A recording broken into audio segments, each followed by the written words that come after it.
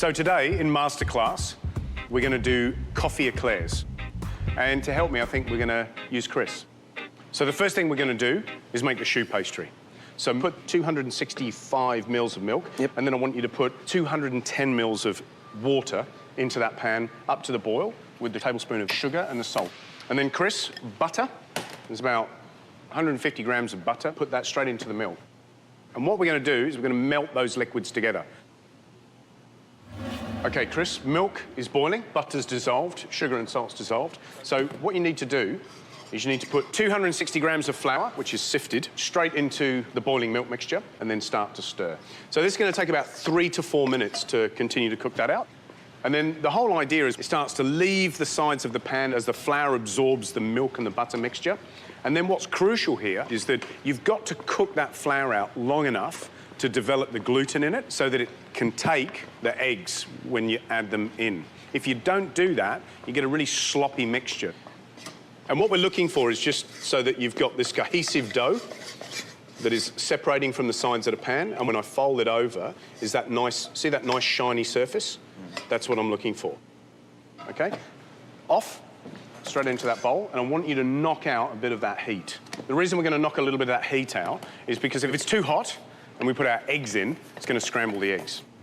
So it's cooled down a wee bit. Now we're going to add the eggs. Now, there's 8 eggs in this recipe. The reason there are a lot of eggs is that in choux pastry with eclairs, eggs are the raising agent. So first 2 eggs are going in. You can start mixing. And while you're doing that, I'm just going to butter a tray lightly, just so we can pipe our eclairs on. Right, last 2 eggs. Piping bag, piping tube. Now, what you want to do is that this hand must be like that. And the reason it must be like that is because you want it to be nice and open. And when you put it in, you're actually using that thumb, that crook, to wipe that. Okay. You can keep that nice and clean, you see, because it goes in, and it goes in like that. And then shake it down, make sure there's no air in it. And then we'll pipe our eclairs. But basically what you want to do is you want to be able to pipe it so that it's the thickness of the tube. So gentle pressure, and then just flick it back on itself.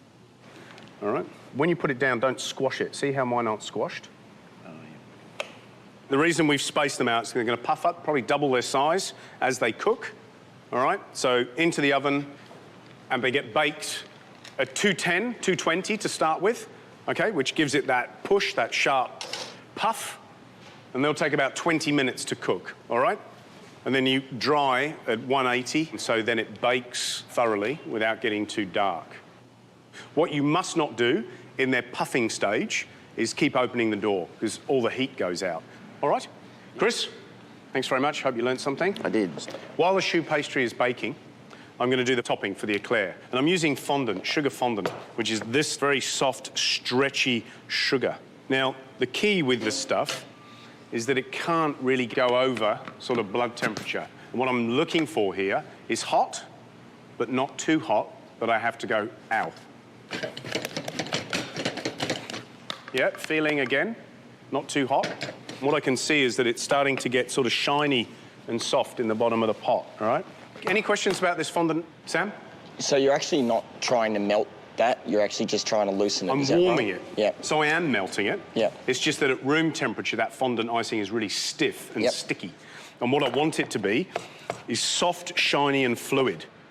Okay? Because as it cools, it will then stiffen and set. So I'm going to dip up an eclair into it. Okay. And then as it cools, it'll set. Okay. All right? If you couldn't find sugar fondant, could you substitute something else? You can use chocolate. Like you could dip them in chocolate. That's okay. Now I'm going to flavour the fondant icing. And what I've got here is a coffee essence. It's made with coffee grounds and sugar syrup. You can use free-dried coffee, instant coffee. You just dissolve it into water, throw a heap of sugar in it, bring it to the boil until you get a lovely coffee syrup. So I'm going to put some in. See what's happening? That is our coffee fondant for the eclairs. Nice and soft, ready for our choux pastry to dip into. Beautiful.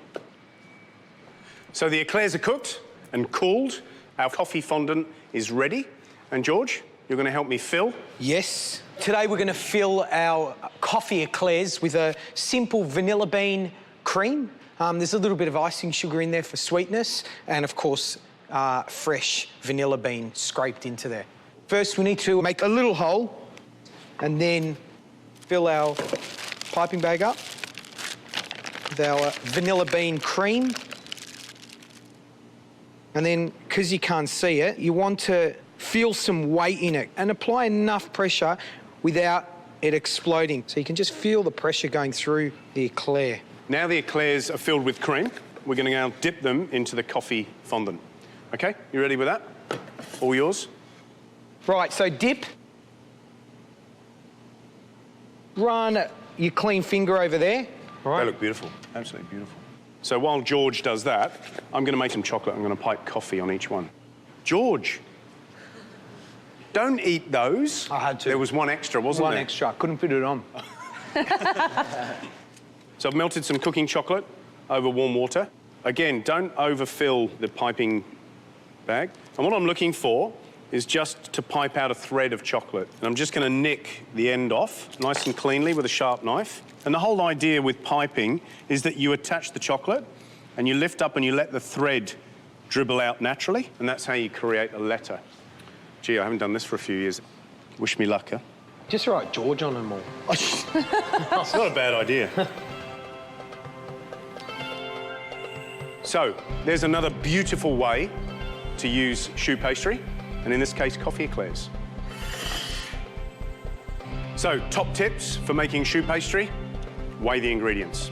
Second, cook the panade or the batter out until it leaves the sides of the pan. It has to cook for 3 and 4 minutes, develop the gluten, otherwise the mixture is not going to be cohesive enough to take all the eggs. Number 3, adding the eggs.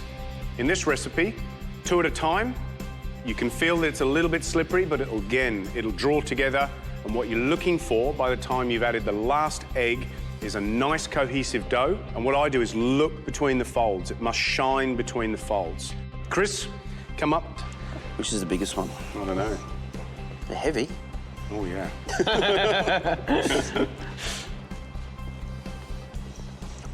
The texture's great. That light, spongy choux pastry, and then you get the dense cream. Nice. You like that? Beautiful. Gorgeous? Absolutely stunning. Beautiful. Have another bite then. I will. Or I will. Okay.